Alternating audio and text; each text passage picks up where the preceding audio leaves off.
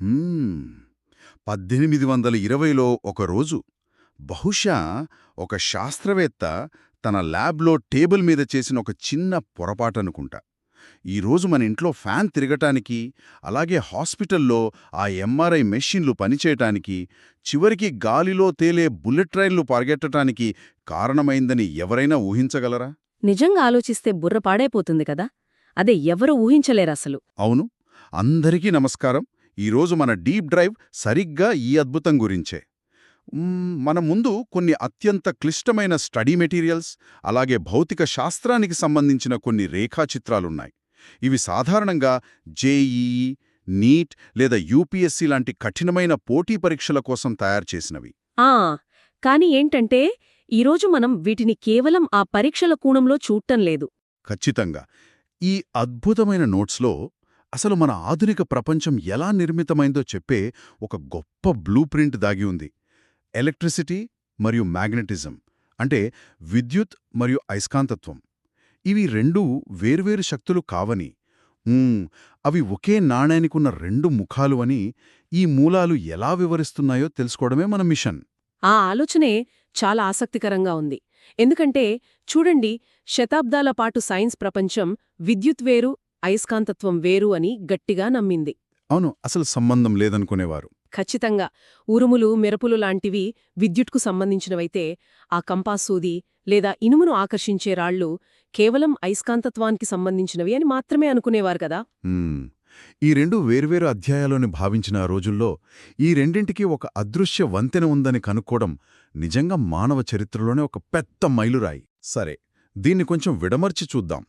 ఈ మూలాల్లో ఆ మైలురాయి గురించి ఒక అద్భుతమైన కథ ఉంది.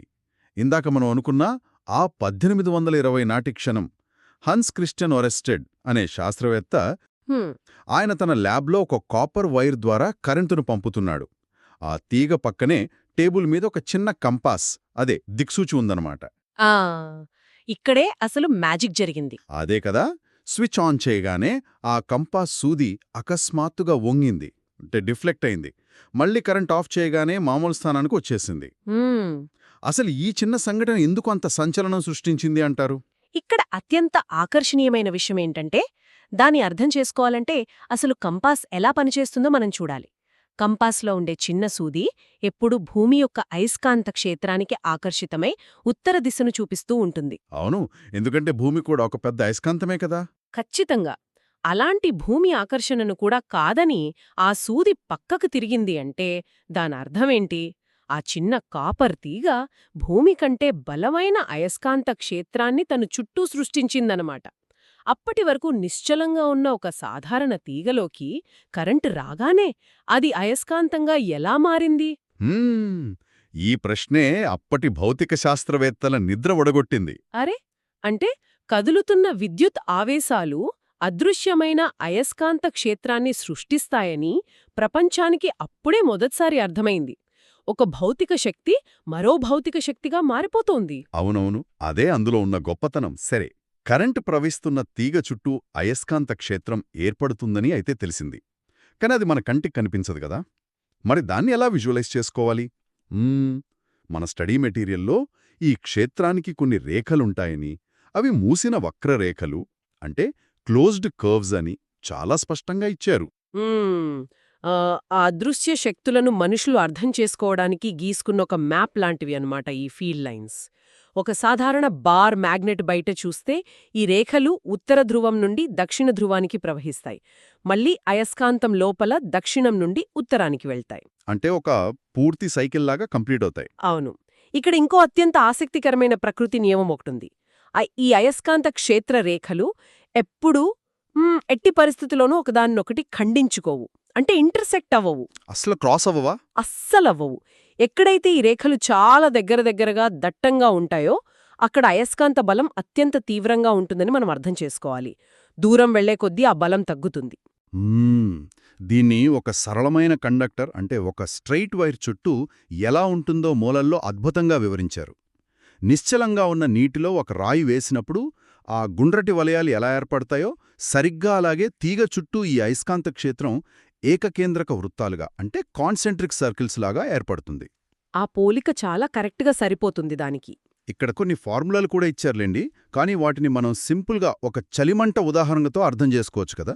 ఆ చలిమంట పోలిక చాలా బావుంటుంది. ఒకసారి వివరించండి.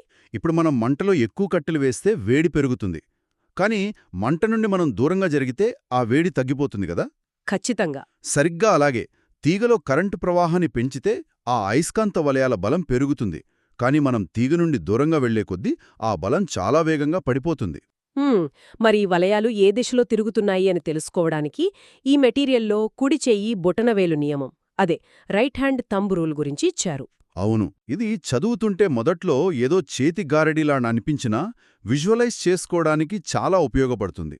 అదే మన కుడి చేతితో ఆ తీగను పట్టుకున్నట్లు ఊహించుకుంటే, పైకి చూపిస్తున్న బొటనవేలు కరెంటు వెళ్తున్న దిశను సూచిస్తే, మన వేళ్లు ఏ దిశలో అయితే మడిచి ఉన్నాయో ఆ తీగ చుట్టూ అయస్కాంత క్షేత్రం సరిగ్గా అదే దిశలో తిరుగుతూ ఉంటుంది.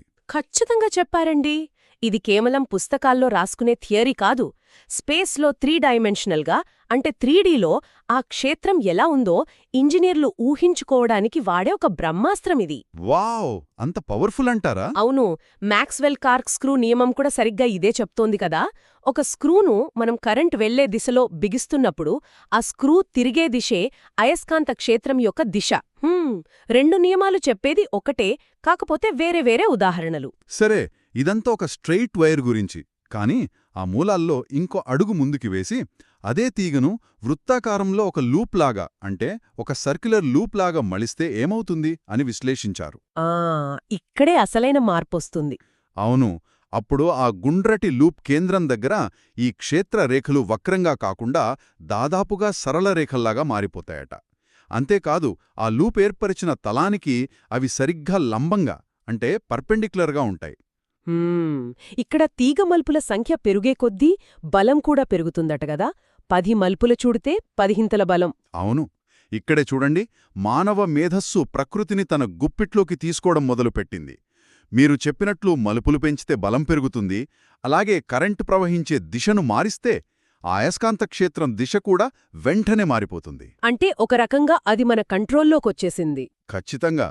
మన చేతిలో ఒక స్విచ్ ఉంటే చాలు, ఒక అయస్కాంతాన్ని మనం పూర్తిగా కంట్రోల్ చేయగలం. ఎప్పుడు కావాలంటే అప్పుడు ఆన్ చేయొచ్చు, దాని బలం పెంచొచ్చు, మళ్లీ ఆఫ్ చేయొచ్చు. ఈ నియంత్రణ లేకపోతే ఆలోచించండి, ఈరోజు మనం వాడుతున్న ఏ ఆధునిక యంత్రమూ ఉండేది కాదు. అసలు ఇక్కడే ఇది మరింత ఆసక్తికరంగా మారుతుంది. ఈ నియంత్రణకు పరాకాష్ఠే సొలనాయిడ్స్ మరియు విద్యుత్ అయస్కాంతాలు అంటే ఎలక్ట్రోమాగ్నెట్స్. ఒక స్థూపాకారంపై అంటే ఒక సిలిండర్పై కాపర్ తీగను దగ్గరగా ఒక స్ప్రింగ్ లాగా చుట్టుతే దాన్నే సొలనాయిడ్ అంటారు. కరెక్ట్. దీని గుండా కరెంటు పంపగానే అది అచ్చమొక బార్ మ్యాగ్నెట్ లాగా ప్రవర్తిస్తుంది. లోపల క్షేత్ర రేఖలన్నీ సమాంతరంగా ఎంతో క్రమశిక్షణతో ప్రవహిస్తూ ఉంటాయి. ఒకవైపు నార్త్ పోల్, మరోవైపు సౌత్ పోల్ ఏర్పడతాయి. అవును, కానీ ఆ సొలనాయిడ్కు ఉన్న శక్తిని వేల రెట్లు పెంచే ఒక అద్భుతమైన ట్రిక్ ఈ నోట్స్లో ఇచ్చారు. ఏంటది? ఆ స్ప్రింగ్ లాంటి తీగ చుట్ట లోపల కేవలం గాలిని ఉంచకుండా ఒక మృదువైన ఇనుప కోర్ను అంటే సాఫ్ట్ ఐరన్ కోర్ను ఉంచాలి. అప్పుడు ఆ ఇనుప ముక్క అత్యంత శక్తివంతమైన తాత్కాలిక అయస్కాంతంగా మారుతుంది. దీనినే మనం విద్యుదయస్కాంతం లేదా ఎలక్ట్రోమాగ్నెట్ అంటాం. ఒక్క నిమిషం ఆగండిక్కడే, నాకు ఒక చిన్న సందేహం వస్తుంది. తీగ చుట్ట లోపల ఇనుప ముక్కను పెడితే అది అయస్కాంతమైపోతుందా? మరి నా టేబుల్ మీదున్న ఒక స్ట్రెయిట్ కరెంట్ తీగ పక్కన నేనొక ఇనుప స్కేల్ పెడితే అది వెంటనే అంత పవర్ఫుల్ అయస్కాంతంగా ఎందుకు మారదు? అసలు ఆ తీగను చుట్టడం, ఆ లోపల ఇనుమును పెట్టడం అనే కాంబినేషన్లో ఉన్న మ్యాజిక్ ఏంటి? చాలా అద్భుతమైన ప్రశ్న అడిగారు. దీని వెనక ఒక అందమైన భౌతిక శాస్త్రం దాగి ఉంది. చూడండి, సాధారణంగా ఒక ఇనుప ముక్క లోపల అతి చిన్న సూక్ష్మ అయస్కాంత క్షేత్రాలుంటాయి. వాటిని డొమైన్స్ అంటారు. Okay, domains. కానీ అవన్నీ చిందరవందరగా ఒకదానికొకటి వ్యతిరేక దిశల్లో ఉంటూ వాటి బలాన్ని అవే క్యాన్సిల్ చేసేసుకుంటాయి. అందుకనే సాధారణ ఇనుము వేరే ఇనుమును ఆకర్షించదు. మీరొక స్ట్రెయిట్ వైర్ పక్కన ఇనుమును పెట్టినప్పుడు ఆ వైర్ ఉత్పత్తి చేసే అయస్కాంత క్షేత్రం చాలా బలహీనంగా ఉంటుంది. అది ఈ ఇనుము లోపలి డొమైన్స్ను ఒకే వరుసలో పెట్టలేనంత బలహీనంగా ఉంటుందన్నమాట. ఓహో, అంటే స్ట్రెయిట్ వైర్కి అంత పవర్ లేదు దాన్ని కంట్రోల్ చేయడానికి. ఖచ్చితంగా. కాని అదే తీగను మీరు సొలెనాయిడ్ లాగా 100 మలుపులు చుట్టినప్పుడు ఆ ప్రతి మలుపు సృష్టించే అయస్కాంత క్షేత్రం ఒకదానితో ఒకటి కలిసిపోయి ఆ సిలిండర్ మధ్యలో అత్యంత బలమైన సమాంతరమైన ఒక ఫోర్స్ ఫీల్డ్ను తయారుచేస్తుంది. హరే, ఇప్పుడు అర్థమైంది. ఇప్పుడు ఆ మధ్యలో ఇనుప కోర్ను పెడితే ఏమవుతుందో ఊహించండి. ఆ ఇనువు లోపల చిందరవందరగా ఉన్న ఆ డొమైన్స్ అన్నీ ఒక్కసారిగా అటెన్షన్లో నిలబడిన సైనికుల్లాగా ఒకే దిశలో సర్దుకుంటాయి. సొలెనాయిడ్కి ఉన్న బలానికి ఈ ఇనుము యొక్క బలం కూడా తోడై అది ఒక రాక్షస అయస్కాంతంలా మారుతుంది. మళ్లీ కరెంట్ ఆఫ్ చేయగానే ఆ సైనికులంతా ఎవరి దారిన వారు చెల్లాచెదురు అయిపోతారు. బలం జీరో అయిపోతుంది. వావ్! అంటే ఒక చిన్న టార్చ్ లైట్కి ఒక భారీ భూతద్దాన్ని పెట్టి స్టేడియం స్పాట్లైట్ లాగా మార్చినట్లుందన్నమాట. భలే చెప్పారు. అవును. ఈ విద్యుదయస్కాంతాల వల్లే మన నిజ జీవితంలో ఎన్నో అద్భుతాలు జరుగుతున్నాయి కదా. పాత ఇనుమును టన్నుల కొద్ది బరువైన లోహాలను ఎత్తే భారీ క్రేన్లు పనిచేసేది దీంతోనే. బటన్ నొక్కగానే ఇనుము అతుక్కుంటుంది. క్రేన్ దాన్ని ఎక్కడికంటే అక్కడికి తీసుకెళ్లి పెడుతుంది. కరెంట్ ఆఫ్ చేయగానే ఇనుము కింద పడిపోతుంది. అసలీ స్విచ్ కంట్రోల్ లేకపోతే ఆ బరువులను వదిలించుకోవడం ఎలాగో ఆలోచించండి. అంతకంటే ముఖ్యంగా వైద్య రంగంలో మరియు రవాణా రంగంలో ఈ ఎలక్ట్రోమాగ్నెట్స్ చేస్తున్న విప్లవం గురించి మనం మాట్లాడుకోవాలి. ఉదాహరణకు హాస్పిటల్స్లో ఉండే ఎంఆర్ఐ మెషీన్లు. అవును, అదెలా పనిచేస్తుందసలు? ఇవి ఎలా పనిచేస్తాయంటే, మన శరీరంలో ఎక్కువగా నీరుంటుంది కదా, నీటిలో హైడ్రోజన్ ప్రోటాన్స్ ఉంటాయి. ఈ ఎంఆర్ఐ మెషీన్ లోపల ఉండే భారీ విద్యుదయస్కాంతం కరెంట్ ఇవ్వగానే ఒక అత్యంత బలమైన క్షేత్రాన్ని సృష్టించి మన శరీరంలోని ఆ కోట్ల కొద్దీ ప్రోటాన్లను ఇందాక ఇనుములోలాగా ఒకే వరుసలోకి తీసుకొస్తుంది. ఓ, శరీరంలో కూడా అదే జరుగుతోందా? అవును. ఆ తర్వాత రేడియో తరంగాలను పంపి వాటిని కదిలించినప్పుడు వచ్చే సిగ్నల్స్ ఆధారంగా మన శరీరంలోని అంతర్గత అవయవాల చిత్రాలను అత్యంత స్పష్టంగా ఒక్క కోత కూడా లేకుండా తీయగలుగుతున్నారు. నిజంగా అద్భుతం. అలాగే ఆ మ్యాగ్లెవ్ రైళ్లు కూడా అయస్కాంతాల వికర్షణ అంటే రిపల్షన్ సూత్రాన్ని వాడి లక్షల కిలోల బరువున్న రైలును ట్రాక్పై ఏమాత్రం తాకకుండా గాలిలో తేలేలా చేస్తారు. అసలు రాపిడి అనేదే ఉండదు కాబట్టి అవి గంటకు 600 కిలోమీటర్ల వేగంతో కూడా సులభంగా దూసుకుపోతాయి. ఖచ్చితంగా ఫ్రిక్షన్ లేదు కాబట్టే అంత వేగం. ఇదంతా వింటుంటే విద్యుత్ మరియు అయస్కాంతత్వం కలిసి ఒక అద్భుతమైన నాట్యం చేస్తున్నట్లుంది. సరే, ఇప్పటివరకు మనం కరెంట్ ఉపయోగించి అయస్కాంతాన్ని ఎలా సృష్టించాలో చూశాం. కానీ కేవలం వస్తువులను ఆకర్షించడం వల్లే ఇంత సాంకేతిక విప్లవం రాలేదు కదా. అవును. ఈ సూత్రాలను ఉపయోగించి వస్తువులను నిరంతరంగా ఎలా కదిలిస్తాం? అక్కడే మోటార్ల కథ మొదలవుతుందనుకుంటా. కరెక్ట్. ఇక్కడే మనం కదలిక అంటే మోషన్ అనే కొత్త డైమెన్షన్లోకి అడుగుపెడుతున్నాం. విద్యుత్ మోటారు మన ఇళ్లల్లో ఉండే ఫ్యాన్లు, రిఫ్రిజిరేటర్లు, వాషింగ్ మెషీన్లు, నీళ్ల పంపులు ఇవన్నీ ఈ మోటార్ల ద్వారానే తిరుగుతాయి. అవును, పొద్దున లేచినప్పటినుంచి అవే కదా వాడేది. మరి ఈ మోటారు వెనుక ఉన్న అసలు ఫిజిక్స్ ఏంటి? ఒక బలమైన అయస్కాంత క్షేత్రంలో కరెంటు ప్రవహిస్తున్న ఒక కండక్టర్ను ఉంచితే ఆ క్షేత్రం ఆ కండక్టర్పై ఒక బలాన్ని ప్రయోగిస్తుంది. ఈ రెండు క్షేత్రాల మధ్య జరిగే ఘర్షణ వల్లే ఆ కండక్టర్ కదలడం మొదలవుతుంది. ఈ స్టడీ మెటీరియల్లో మోటార్ నిర్మాణం గురించి చెబుతూ 2 బలమైన అయస్కాంతాల మధ్య ఒక దీర్ఘ చతురస్రాకార కాయిల్ను ఉంచుతారు అని చెప్పారు. ఇక్కడే ఆ ఫ్లెమింగ్ ఎడమచేతి నియమం గురించి కూడా వచ్చింది. ఆ లెఫ్ట్ హ్యాండ్ రూల్. ఇది చదువుతుంటే అందరికీ తమ వేళ్లు వంకర్లు తిప్పుకోవడం గుర్తొస్తుంది కదా. అదే ఆ బొటనవేలు, చూపుడువేలు, మధ్యవేలు ఈ మూడిటిని ఒకదానికొకటి 90 డిగ్రీల కోణంలో ఉంచాలని. అసలు ఎందుకు ఈ వేళ్ల జిమ్నాస్టిక్స్ అంతా? కొంచెం కాంప్లికేటెడ్గా అనిపించట్లేదు? చూడ్డానికి అది కొంచెం ఇబ్బందిగా అనిపించొచ్చు, కానీ అది నిజానికి ఒక అద్భుతమైన షార్ట్కట్. ఎలాగంటారు? చూడండి, మనం జీవిస్తున్నది 3 డైమెన్షనల్ ప్రపంచంలో. విద్యుత్, అయస్కాంతత్వం మరియు భౌతిక కదలిక ఈ మూడు ఒకదానికొకటి సరిగ్గా 90 డిగ్రీల కోణంలో అంటే లంబంగా ఒక 3D స్పేస్లో ఎలా పనిచేస్తాయో ఖచ్చితంగా చెప్పే నియమమది. ఓకే. మీ చూపుడువేలు అయస్కాంత క్షేత్రం వైపు, మధ్యవేలు కరెంటు ప్రవహించే వైపు చూపిస్తుంటే ఆ తీగ ఎటువైపు తన్నుతుంది అంటే ఎటువైపు కదులుతోంది అనేది మీ బొటనవేలు చూపిస్తుంది. మోటార్ను డిజైన్ చేసే ఇంజనీర్లకు పవర్ ఆన్ చేయగానే ఆ ఫ్యాన్ ఎటు తిరుగుతుందో ముందే ఖచ్చితంగా తెలియాలి కదా. దానికి ఈ నియమం ఎంతో అవసరం. ఓహో, అదనమాట సంగతి. అది బాగానే అర్థమైంది. కానీ ఇక్కడ ఈ మెటీరియల్ చదువుతున్నప్పుడు నాకు చాలా ఇంట్రెస్టింగ్గా అనిపించిన ఇంకో సమస్య ఉంది. ఏంటది? మనం బ్యాటరీ కనెక్ట్ చేశాం, ఆ కాయిల్ తిరగడం మొదలుపెట్టింది. అది అలా స్పీడ్గా తిరుగుతూ ఉంటే దాన్ని కనెక్ట్ చేసిన వైర్లు ఒకదానికొకటి అల్లుకుపోయి మెలికలు పడిపోయి కనెక్షన్ వెంటనే తెగిపోవాలి కదా. కరెక్ట్గా పట్టుకున్నారు. మరి మోటార్ నిరంతరంగా ఒకే దిశలో ఎలా తిరుగుతూ ఉంటుంది? ఈ స్టడీ మెటీరియల్లో స్ప్లిట్ రింగ్ కామ్యూటేటర్ అని ఒక పదం వాడారు. అసలు ఈ స్ప్లిట్ రింగ్స్ వైర్లు తెగిపోకుండా మోటార్ ఒకే వైపు తిరిగేలా ఎలా చేస్తాయి? మీరు అడిగిన ఈ ప్రశ్నలోనే ఎలక్ట్రికల్ ఇంజనీరింగ్ యొక్క అతిపెద్ద జీనియస్ దాగి ఉంది. చూడండి, కాయిల్ సగం దూరం అంటే 180 డిగ్రీలు తిరగడానే అందులో ప్రవహించే కరెంటు దిశ వ్యతిరేకం కావాలి. ఎందుకని? ఒకవేళ కరెంటు దిశ మారకపోతే ఏ ఫోర్స్ అయితే దాన్ని సగం దూరం పైకి నెట్టిందో అదే ఫోర్స్ దాన్ని మళ్లీ వెనక్కి కిందకి లాగుతుంది. అప్పుడు ఫ్యాన్ గుండ్రంగా తిరగదు, కేవలం అటు ఇటు ఒక ఊయలలాగా ఊగుతూ ఉంటుందంతే. అరే అవును గదా! ఇక్కడే స్ప్లిట్ రింగ్ కామ్యుటేటర్ అద్భుతం చేస్తోంది. ఇది ఒక లోహపు ఉంగరాన్ని మధ్యలోకి కోసినట్లు ఉండే 2 అర్ధవృత్తాలు. ఇవి ఆ తిరిగే కాయిల్కు అతికించి ఉంటాయి. బయట ఉన్న బ్యాటరీ వైర్లను నేరుగా కాయిల్కి కలపకుండా కార్బన్ బ్రష్లు అనే చిన్న పరిచయాల ద్వారా ఈ రింగ్స్కు తాకిస్తారు. అంటే మీరు చెప్పేది ఆ బ్రష్లు కేవలం దాన్ని టచ్ చేస్తూ ఉంటాయి, పర్మనెంట్గా అతుక్కుని ఉండవు కదా? ఖచ్చితంగా అతుక్కోవు.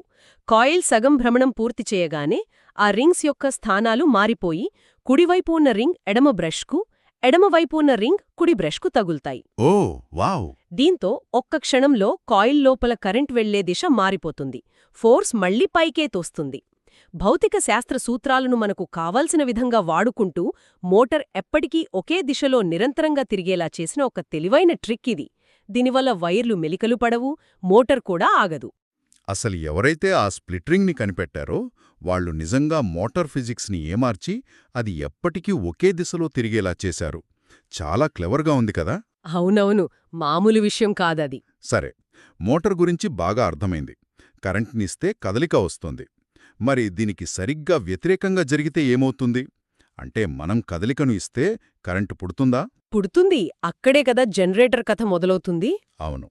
దీని వెనుకున్న సూత్రాన్ని విద్యుదయస్కాంత ప్రేరణ లేదా ఎలక్ట్రోమాగ్నెటిక్ ఇండక్షన్ అని పిలుస్తారు కదా. ఒక అయస్కాంత క్షేత్రంలో కండక్టర్ను వేగంగా కదిలిస్తే చాలు, ఆ కండక్టర్లోని ఎలక్ట్రాన్లు కదిలి అకస్మాత్తుగా విద్యుత్ ప్రేరేపించబడుతుంది. అంటే సింపుల్గా చెప్పాలంటే కరెంటు పుడుతుంది. ఇది వింటుంటే ప్రకృతిలో ఎంత అద్భుతమైన సమరూపత అనగా సిమెట్రీ ఉందో అర్థమవుతోంది. మోటార్లో మీరు విద్యుత్ని ఇన్పుట్గా ఇచ్చి కదలికను అవుట్పుట్గా తీసుకున్నారు. జనరేటర్లో కదలికను ఇన్పుట్గా ఇచ్చి విద్యుత్ని అవుట్పుట్గా తీసుకుంటున్నారు.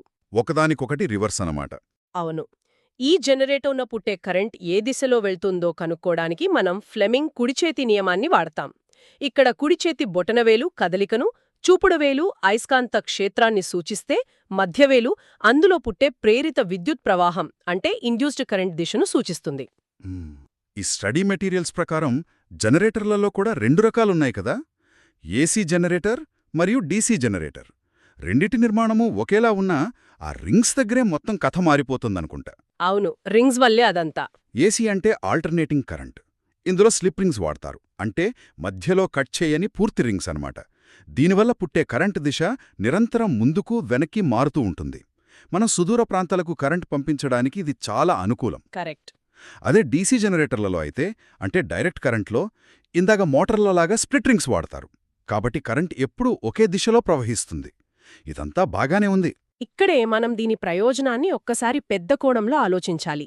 ఇది నిజంగా ఒక ముఖ్యమైన ప్రశ్నను లేవనెత్తుతుంది. అసలు ఈ జనరేటర్లు లేకపోతే నేడు పవర్ గ్రిడ్లు లేవు. అవును, అసలు కరెంటే లేదుగా మనకి. ఖచ్చితంగా. డ్యాంలో నిల్వ ఉన్న నీటిని కిందకు వదిలినా, బొగ్గును మండించి నీటిని ఆవిరిగా మార్చినా లేదా గాలి మరలు అంటే విండ్మిల్స్ తిరిగినా వాటన్నింటి అంతిమ లక్ష్యం ఒక్కటే: 2 పెద్ద అయస్కాంతాల మధ్య ఉన్న భారీ కాపర్ తీగల కాయిల్ను వేగంగా తిప్పడం. ఓ, దేంతో తిప్పినా ప్రాసెస్ ఒకటే అన్నమాట. అవును. ఆ కదలిక జనరేటర్ ద్వారా ఎలక్ట్రాన్లను నెడుతుంది. అదే కరెంటుగా మారి మనిళ్లకు వస్తుంది. ఆ వచ్చిన కరెంట్లు మళ్ళీ మోటార్ల ద్వారా కదలికగా మార్చుకొని మన పనులు చేసుకుంటున్నాం మనం. ఇది గమనిస్తే మన ఆధునిక నాగరికత మొత్తం కేవలం ఈ తీగలు మరియు అయస్కాంతాల కలయికపైనే నిలబడి ఉందని స్పష్టంగా తెలుస్తోంది. నిజమే, అందులో ఎలాంటి సందేహం లేదు. ఈ డీప్ డైవ్ ముగింపుకు వస్తుండగా ఈ మూలాల గురించి ఇంకో విషయం చెప్పుకోవాలి మనం. ఈ స్టడీ మెటీరియల్స్ పైకి చూడటానికి కాంప్లెక్స్గా కేవలం పోటీ పరీక్షల కోసం రాసినట్లు కనిపించినా అందులో ఉన్న ఒక వాక్యం నన్ను బాగా ఆకర్షించింది. మ్మ్. సరైన సిద్ధత ప్లస్ నమ్మకం ఈక్వల్ టు విజయం. ఈ సమీకరణాన్ని మనం కేవలం పరీక్షల కోణంలోనే చూడాల్సిన పనిలేదు. భౌతిక శాస్త్ర ప్రయాణానికి కూడా ఇది ఒక అద్దం పడుతోంది. అవును, బాగా చెప్పారు. ఆ సిద్ధత అనేది ఒరెస్టెడ్ లాంటి శాస్త్రవేత్తలు చేసిన నిరంతర ప్రయోగాలు మరియు పరిశీలనలు. అయితే ఈ అదృశ్యమైన శక్తులను మనం నియంత్రించగలమని తర్వాతి తరాల ఇంజనీర్లు ఉంచిన నమ్మకం ఈరోజు మన కళ్ల ముందు కనిపిస్తున్న ఇంత పెద్ద సాంకేతిక విజయం. అవునవును. ఎప్పుడో 1820లో టేబుల్ మీద జరిగిన ఒక చిన్న పొరపాటు ఈరోజు ఇంత దూరం ప్రయాణించిందంటే అది ఆ సిద్ధత, నమ్మకాల వల్లే కదా. నిజమే. ఒక కరెంటు తీగ పక్కనున్న చిన్న కంపాసు సూది కదలడం అనే అతి చిన్న, దాదాపు ఎవరూ పట్టించుకోని ఒక పరిశీలన ఈరోజు విద్యుత్ మోటార్లు, ఎంఆర్ఐ మెషీన్లు, ప్రపంచాన్ని నడిపించే పవర్ గ్రిడ్లకు పునాది వేసింది. మరి ఇదంతా విన్న తర్వాత నాకొక పెద్ద ఆలోచనొస్తుంది. ఏంటది?